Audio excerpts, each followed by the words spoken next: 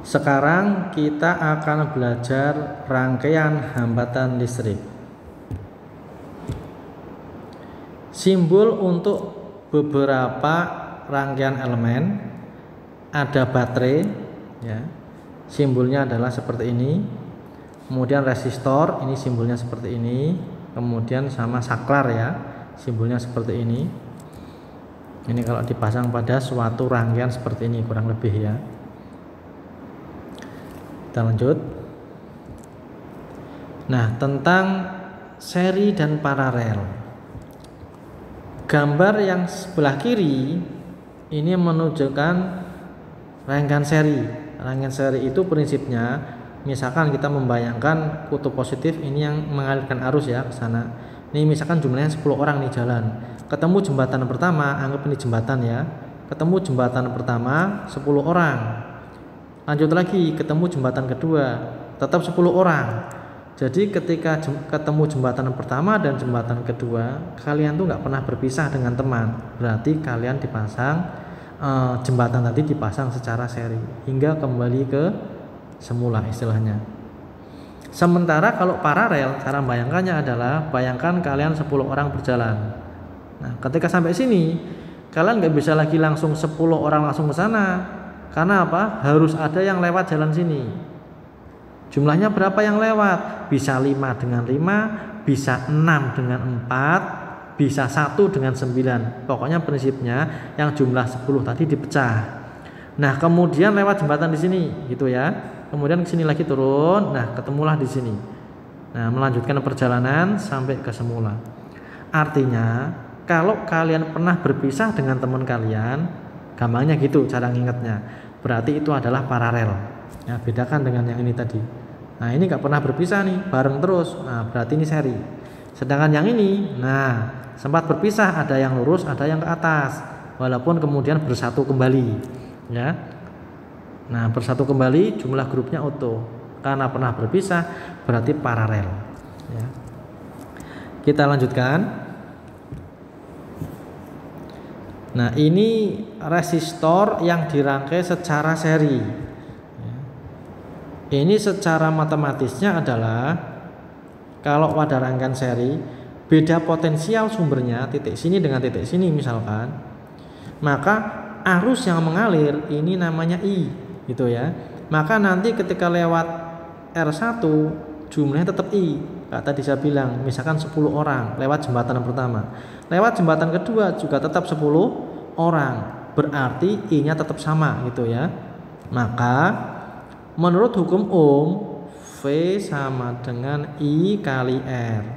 Maka ketika lewat R1 ada arus yang lewat, berarti muncul I dikali R1.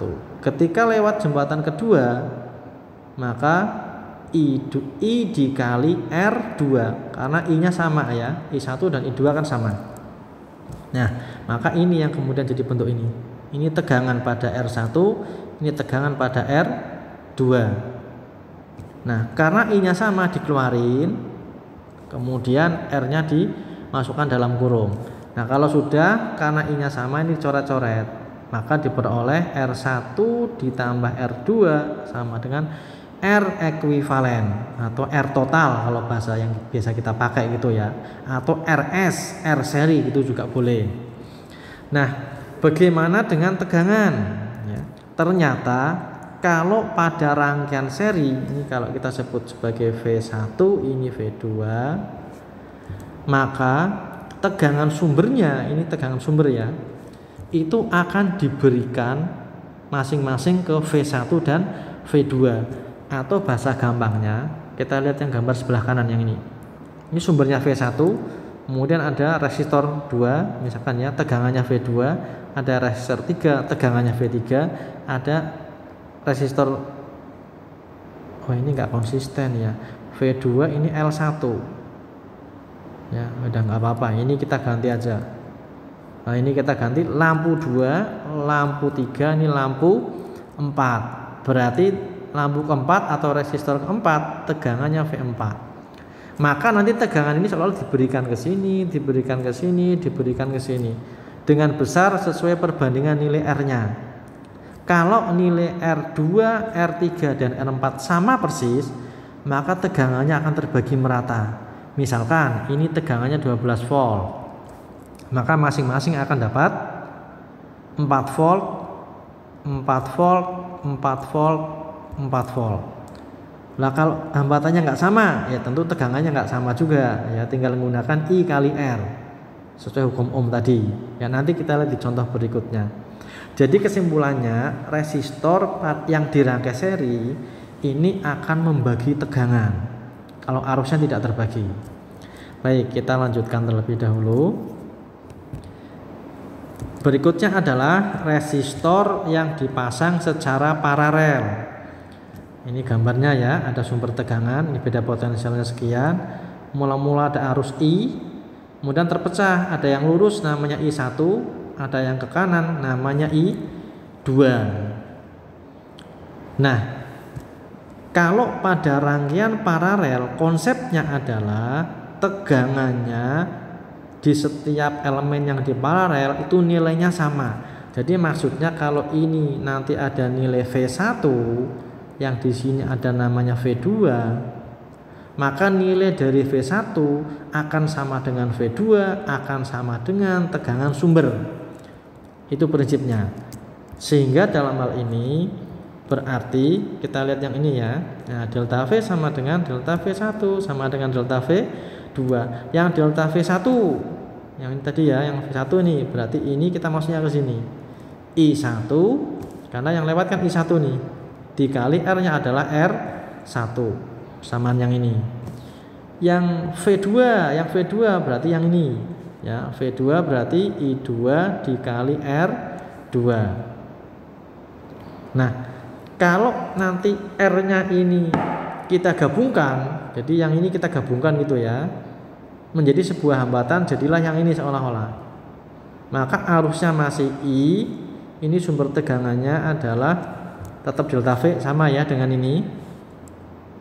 Nah, maka besar totalnya tegangan sumber yang ini itu akan sama dengan ini, I kali R ekuivalen.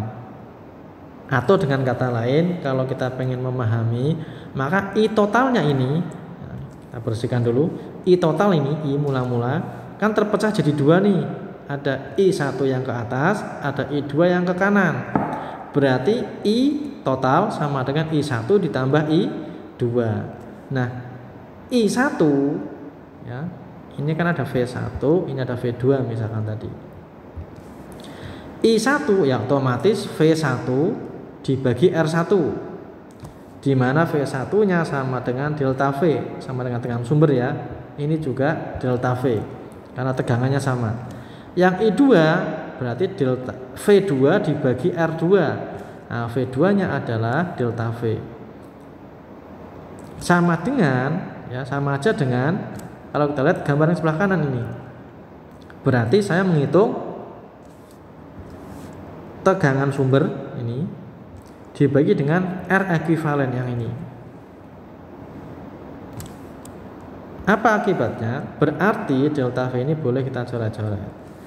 Maka diperolehlah persamaan ini ya, seper R ekuivalen. Yang ini cuma ditulis sebelah kiri di sini, yang ini tulis sebelah kanan gitu ya. Berarti kalau pada rangkaian paralel ngitung hambatannya adalah di seper-seper begitu ya. Nah, lalu apa efeknya nih kalau dalam suatu rangkaian? Ini kita lihat pada gambar yang sebelah kanan. Pada rangkaian paralel ternyata tegangannya sama. Yang berbeda apanya? Yang berbeda adalah arusnya. Nah, ini ada yang ke kanan, ada yang lurus. Berarti pada rangkaian paralel itu berfungsi untuk membagi arus.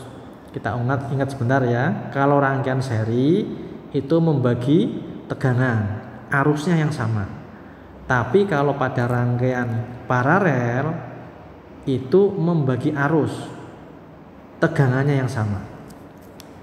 Baik, kita lanjutkan. Di sini kita lihat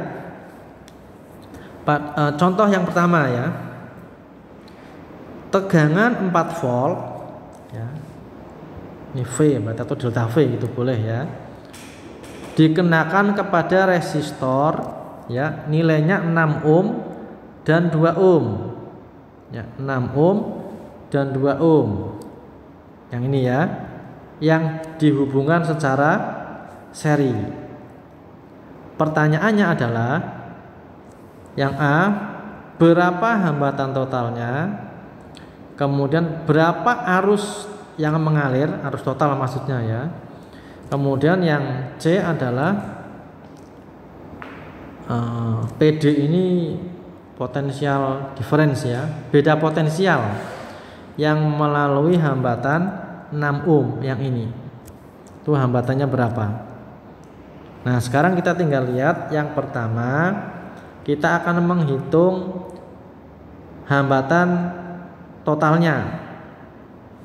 Ini sumber tegangan seri ya, jumlahnya ini nggak berubah nih, berarti tinggal dijumlahin aja. Konsep yang ini masih gampang ya, biasa. Kemudian untuk mencari arus total menggunakan hukum ohm, V sama dengan R kali I. V nya 4, beda potensialnya. Kemudian hambatan totalnya tadi 8, maka arusnya ketemu sebesar yang ini ya, 0,5 ampere. Berikutnya adalah berapa beda potensial pada hambatan 6 ohm yang sini, V nya berapa? Ya tinggal V sama dengan I kali R. Ya, I nya tadi adalah 0,5, R nya adalah 6 ohm ya, sehingga ketemu 3 volt. Kita lanjut lagi. Contoh yang kedua. Pada contoh yang kedua, di sini ada tegangan 12 volt dikenakan kepada dua hambatan yang nilainya 3 ohm dan 6 ohm. Ini tegangannya ya, sumber tegangannya. Nah, ini dipasang secara paralel. Ini gambar secara paralel. Berarti diingat-ingat kalau paralel yang sama tegangannya ya. Berarti di sini 12 volt, sini juga 12 volt prinsipnya. Pertanyaan pertama, berapa hambatan total? Kemudian berapa arus yang mengalir? Arus total ya. Kemudian pertanyaannya lagi adalah arus pada hambatan yang 3 ohm. Berarti arus yang di sini nih. Nah, ini arusnya berapa di sini? I-nya berapa yang di sini? Kita selesaikan ya. Yang pertama adalah menghitung R secara paralel. Kita bisa menggunakan rumus ini boleh ya, rumus ini berasal dari rumus ini, 1/R paralel berarti 1/3 ditambah 1/6 ya. Ini dengan cara sudah dimodifikasi, nanti hasilnya sama ya. Nah, kita lihat yang ini aja, R1 kali R2 ini dibagi R1 tambah R2, ntar ketemu 2 ohm, itu R totalnya. Untuk mencari arus total, pertanyaan yang B, kita gunakan hukum ohm kembali. V nya 12 yang ini ya. Tadi hambatan totalnya 2, maka arusnya I di sini kita peroleh sebesar 6 ampere. Ya, ini arusnya adalah 6 ampere. Nah, kalau kemudian menanyakan berapa arus yang lewat hambatan 3 ohm, nah ini prinsipnya kan sama. Kita udah tahu di sini tegangannya berapa tadi? 12 volt. Maka berarti I sama dengan V dibagi R. V-nya adalah 12, R-nya adalah 3. Maka ketemu 4 ampere. Nah, sama dengan yang ini. Oke ya. Nah, sekarang kita masuk ke contoh yang ketiga. Ini sekarang rangkaiannya adalah dikatakan dengan rangkaian majemuk ya. Rangkaian majemuk itu kombinasi antara seri dan paralel. Kalau kita lihat berarti yang ini adalah paralel, nanti hasil paralel ini diseri dengan sini. Nah, ini kalau kita hitung ya, nanti bisa dihitung yang proses ini ya. Nanti ini diperoleh 12 ohm ya. Silakan bisa dicoba. Menggunakan ini juga boleh, 1/R paralel sama dengan 1/36 ditambah 1/8 Ntar diperoleh R paralelnya 12 ohm. Nah setelah ketemu 12 ohm berarti nanti tinggal di seri dengan yang ini. Jadi kalau kita hitung ini 12 ohm, maka R totalnya adalah tinggal 12 ditambah 8. Yang ini ya, ini 12 terus ditambah 8, maka hasilnya 20 ohm. Nah setelah ketemu 20 ohm, kalau kita mau mencari arus totalnya, gunakan hukum ohm kembali. V sama dengan R kali I. V nya adalah 16, yang ini ya. Kemudian tadi R totalnya adalah 20, ntar ketemu I nya yaitu sebesar 16 dibagi 20 atau 0,8 ampere. Nah arus ini yang besarnya 0,8, ini kalau dia menjalar ke sana seret, nah ini terpecah, ada yang lewat atas, ada yang lewat bawah. Nah yang lewat atas itu arusnya lebih kecil. Kenapa sebabnya? Karena hambatannya besar. Kalau hambatannya besar berarti arusnya kecil, sama seperti manusia. Kalau jalan itu banyak hambatannya, maka jalan itu akan sepi atau jarang yang lewat atau arusnya kecil. Setelah itu mereka melanjutkan lagi perjalanan. Nah, ketemu di sini. Ketika ketemu di sini sudah menjadi berapa? 0,8 lagi. Maka berarti ketika lewat R3 juga nilainya kembali sama dengan 0,8. Maka bisa menjawab pertanyaan yang ini, yang B.